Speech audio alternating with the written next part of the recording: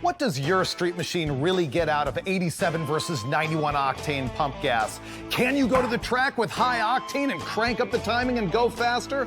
All of that and a bonus round of E85, this time on Engine Masters.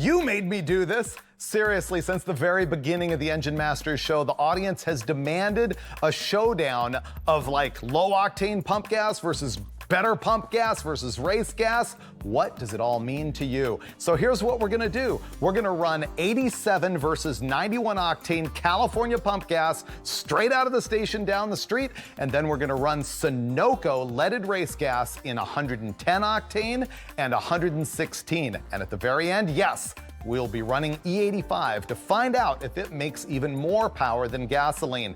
Now, at every single step here, we're gonna be optimizing the tune-up for each gasoline. So we're gonna be looking at ignition timing and doing sweeps from low to high to find the perfect number for peak power. And then we're gonna do the same thing with the air-fuel ratio so that we can find out, does each gasoline and E85 make a difference? Now let's talk about what is different about these gasolines. So of course, they all have different octane ratings. What is octane? Nothing more than a measurement of the engine's resistance to knocking. There's a lot of beliefs out there about how octane can affect burn rates. Specifically, people think that higher octane fuels will burn more slowly and therefore affect the tune-up and the power. We're gonna find out. Now, the 87 and 91 octane that we're gonna use is from here in California, and so it's allowed to have up to 10% ethanol in it. So technically, I guess it's E10. So what that means is that the manufacturers of the gasoline are gonna push the limit of that law, and they're gonna have like 9.5 to 9.9% of ethanol in it. And that's probably gonna change the tune-up just a little bit from what you might see in other pump gases throughout the nation. Nevertheless, this is gonna be a really interesting episode about how fuel affects the tune-up and the performance. Here's the engine that we're gonna be doing it with. This is a Blueprint Engines crate motor. It's an LS3, it's a 6.2 liter. It's got Blueprint's 259 heads on it. It's 10.7 to 1 compression. It has a 225 239 camshaft in it, obviously a hydraulic roller. It's advertised at 530 horsepower and 495 pound-feet of torque. So step one is gonna be putting it on the dyno, and we're gonna run it on 87 octane and start our tune-up sweeps, and then you'll see that same procedure as we go on down the line. What are we gonna find out? I promise it'll be interesting.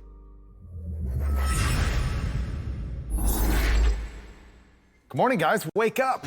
Well, been a while. Yeah. I know. So we've never done this before, or at least I haven't. A gasoline test, 87, 91, 110, 116. All the stuff. Yeah. Will it make a difference? I'd say probably. I'd say no. Negatory. I think probably not, but I'm really curious in seeing the difference in timing requirement and air-fuel ratio requirement. And so I'm going to beat Steve up, making sure that we actually go and hunt that down for every single combo. The big deal for me here at the beginning is I'm not accustomed to running 87 octane on 10.7 to 1 compression with a hyper-eutectic piston. That's new for me. This thing's obviously designed to run on 91 octane, so I immediately went into the map on the EFI and on the Holler EFI and took 5 degrees of timing out right away. We'll creep up on that until it makes best power, but 87 octane in this is probably not the best idea. Right thing to do. Well, I think on the dyno, running it at cool temperatures, aluminum head, it's cold air today. I think it's going to be fine. If the 87 is sufficient to keep it out of detonation, it's going to make as much power as any other fuel. That's my theory anyway. I guess we need to clarify for the audience that we're not going to bring it into detonation on the dyno. That's kind of what everybody has asked me to see when they've asked for this episode, is like, what's going to make it ping? We don't want to hurt the engine. We're not going to intentionally get there because we can't hear it from here. But we don't have a knock sensor hooked up. You'll see the power go away, but you know, we just don't want to hurt the motor. No. And it will be interesting because think about it.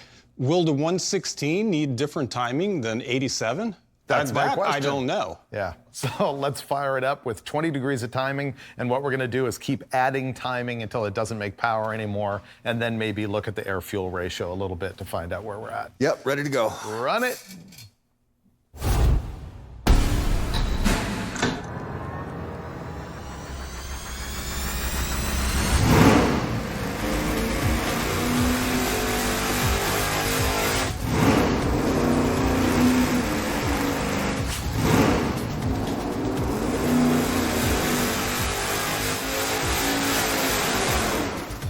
We're still testing with the 87 octane pump gas, and we've done our timing sweeps. We found that 29 degrees of total ignition timing is kind of the optimum in this circumstance. The next thing that we're going to do is test air-fuel ratio. We're gonna swing it a little bit leaner, half a point leaner, half a point richer, and see if we see any trend there. All right, first pass is gonna be half a point richer.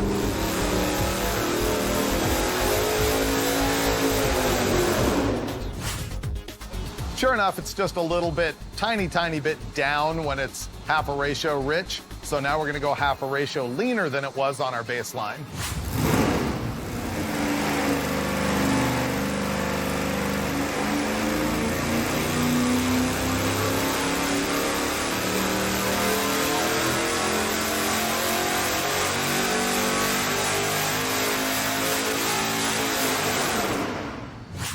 So it looks like our best pull is going to be 29 degrees of ignition timing and 12.8 to 12.9 AFR. What a surprise. I know, kind of right there.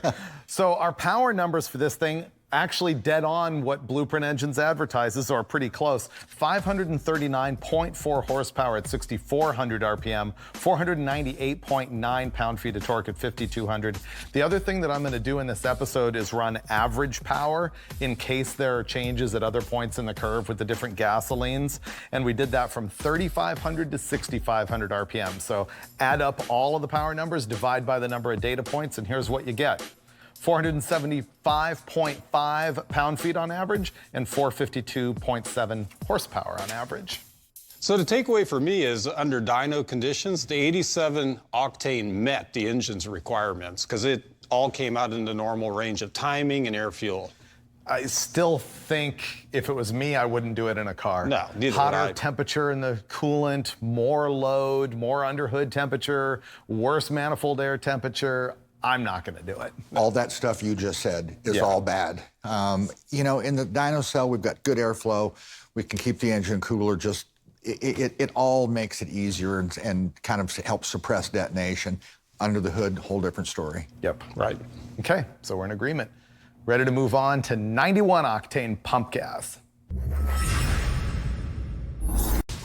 What I'm doing here is draining the EFI tower. Troy's already drained the tank. And what we'll do is we'll get all of the 87 out of the system, and then Troy will add a gallon or so of 91. We'll purge it again to make sure that the engine has 91 octane as soon as we start it. We'll warm it up and make sure. We don't want any skew in the data by having a little leftover fuel of some other octane.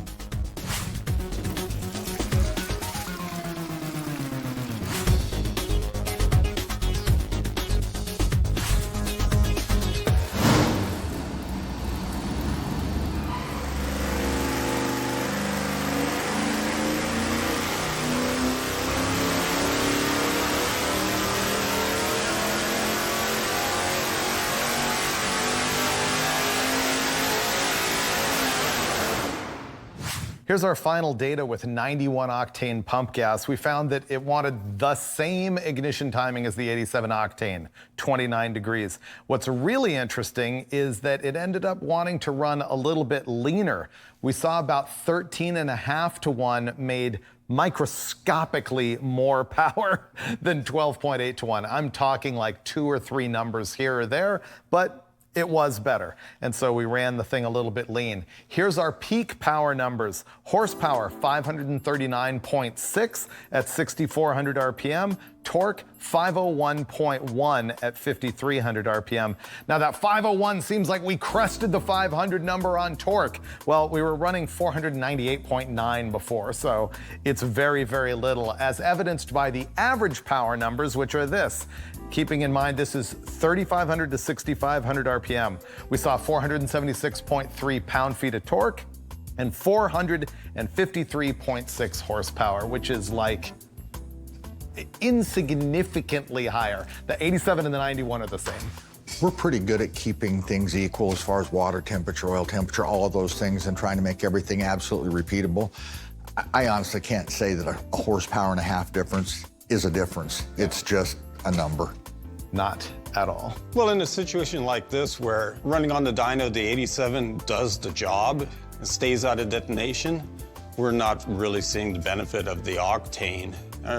There really isn't a benefit if you're not under-fueling the engine as far as octane requirement. Which I think is what a lot of people don't understand. I see average people go, oh, should I get the 87 or should I get more power out of the 91? In fact, some of the gas is advertised as like, you know, super power 91 or whatever. And the fact is, at the pump, if your engine's not in detonation at 87 octane, it's not going to make more power at 91 octane. Do you think that's a fair categoric statement? I think that's a pretty fair statement across the board. If it doesn't need the octane, it doesn't need the octane. Yep.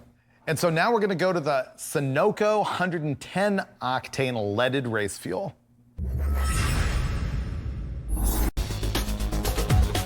This is going to be the 91 octane unleaded coming out and the 110 octane leaded race gas going in.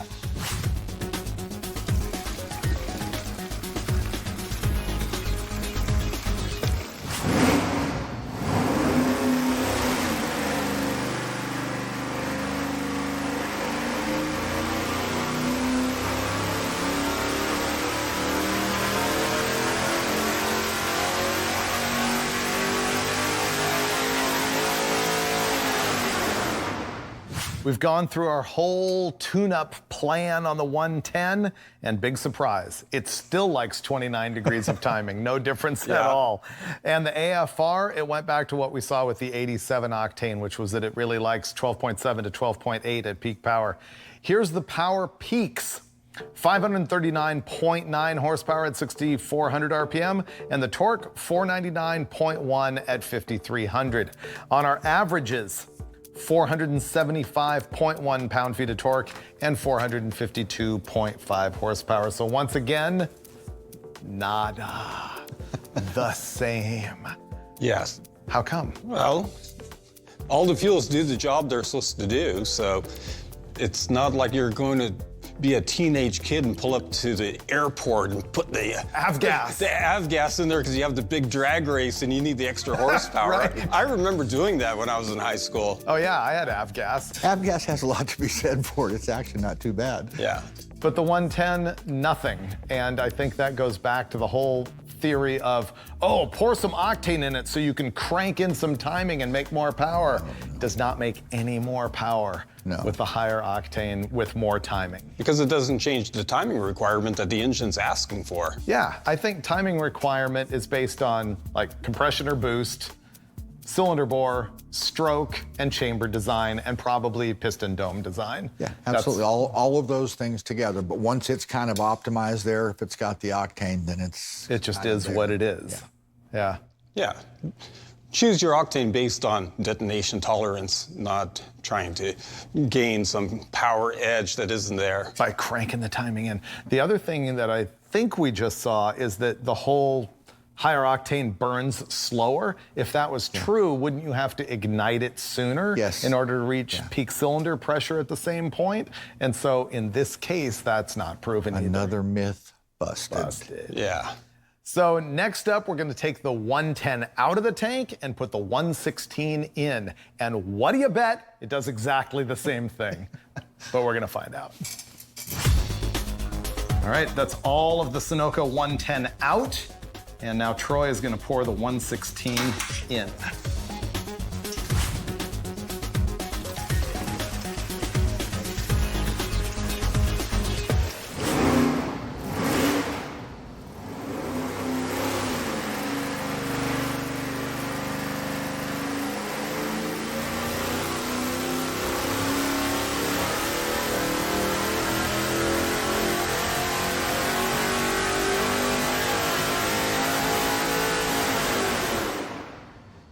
Okay, Steve, I apologize for wasting your time. It's been a whole lot of dyno pulls to figure out. It doesn't care. Guess what? 116 octane likes 29 degrees of timing, just like every other fuel. And pretty much 12.8 to 1 AFR also. Here's the power peaks with the 116. They'll sound surprisingly familiar to you. 541.3 horsepower at 6,400 RPM, 497.4 pound-feet of torque at 5,300 RPM. On average, 474.7 pound-feet and 452.1 horsepower, which is less than 1 horsepower on average different than the 87 octane. I guess gasoline's gasoline. Yeah. Exactly. It's all the same. So on that note, let's go through some of the myths that I think we busted. Okay. Dulcich, can you make more power cranking up the timing? It depends. If you have a crank back to start with, then you can. There you and go. That's a very true thing, because you might be running the thing, you know, at a conservative timing level on the street, because it may be prone to detonation with whatever fuel you're using. In that case, you step up the fuel, crank up the timing, and you will make power. Yeah, okay, that makes sense. But if you're making peak horsepower at, let's say, 29 degrees, is there any advantage to putting in more octane and then adding another 5 degrees of timing? Does No. that make power anywhere? The engine's going to want a certain timing setting for optimal power or performance. Yep. So I would say that's one myth busted. Second myth busted, more octane burns more slowly. Obviously not. And the reason we say obviously not is because if that were true, it would take more ignition timing to make the same power with a slower burning fuel. So we think that aside from the scenario that you said about being wrong to begin with, the cranking more timing in to make more power just isn't a thing. The engine design wants what it wants. Yes. Yep. Yeah, and like Steve mentioned, the burn rate of the fuel, which kind of takes me back to the scenario you just mentioned, the piston going up and the timing working against making power. I'm a little ambivalent on that, because if it's working against making power, then that's probably not the correct timing for max power as well. Well, correct. That is the final conclusion. Yeah. Yeah, because therefore, if you put in more octane and crank in more timing, and it doesn't make more power, that's the wrong timing. Okay, then so that's the wrong timing. We're in agreement. We are then. simpatico. Oh, exactly. There you go, Freiburger. Perfect. So the last thing I want to bring up is, I think for an engine like this, the bottom line conclusion is, if you don't have a knocking problem with the fuel that you're running now, more octane is not going to make more power. 100% agree. So now we have to find out if E85 makes more power as we drain the gasoline out of our LS3 and load it up with some ethanol mix. So what we're going to do here is we're going to remove the 116 leaded race gas and replace it with E85.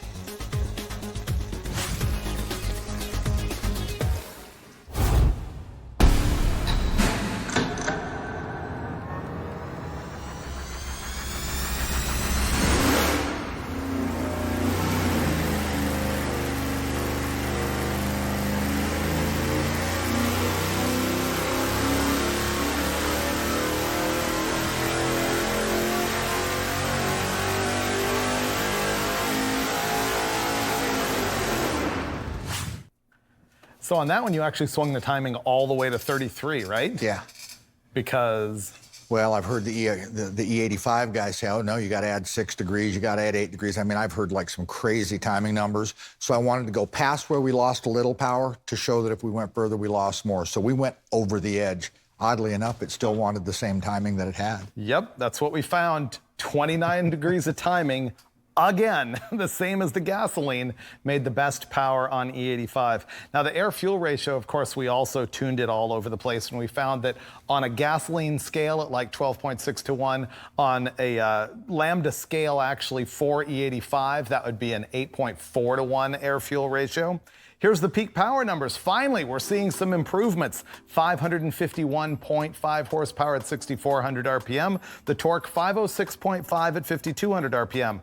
We also took our averages, which is another big jump up. The torque was 484, and the horsepower, 460.9. So those are good gains. I like E85. Yeah, can we look at the overlay of this? Which gasoline do you want to run it against? The I mean, it doesn't 91 matter. was probably just fractionally the best of the gasolines. Show the 91. So that would be like Pump gas to pump gas, what a normal guy could do, meaning 91 to E85. So this overlay is going to tell you how much better the E85 is.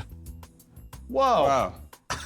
Okay, that's unusual based on what we've seen before. We did an episode with a 12.5 to 1 big block with a carburetor, and we did E85 versus race gas, and it made meat in the middle, had improvements right in the middle of the curve, but nothing at the top. This surprises me too. I thought maybe with a little more time down low to cool the combustion chamber, we might see bigger changes there, but man, it's just railroad tracks all the way up. It just makes more power. It's got oxygen in it, more oxygen in it. Not what I expected, but still pretty good. I mean, it's obvious why people run E85. And this isn't even boosted. We know in boosted applications, it makes a way bigger difference. You can run a lot more compression ratio, NA, than we have here, or like you said, a boosted application, you can run more boost with that fuel. Because it cools the intake charge.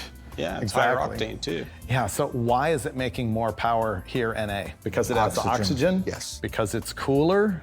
I think it's primarily because of the oxygen. It has much greater oxygen content even than the, quote, oxygenated 91 octane that has 10%, 9.5% ethanol in it. Yeah. And then you take the percentage of oxygen within that 9.5%, it's a minimal amount. When you've got 85% E85 and only 15% gas, there's a lot more oxygen in it. Very cool. So I think it was cool. Yeah, so there you go. So I guess here's what we learned today. E85, way better than expected in naturally aspirated application. And octane versus timing does not matter. No one cares. So there you go. Myth busting some stuff, proving other things. It's what we do every single time on Engine Masters. The city glows with neon lights. We chase the stars through endless nights.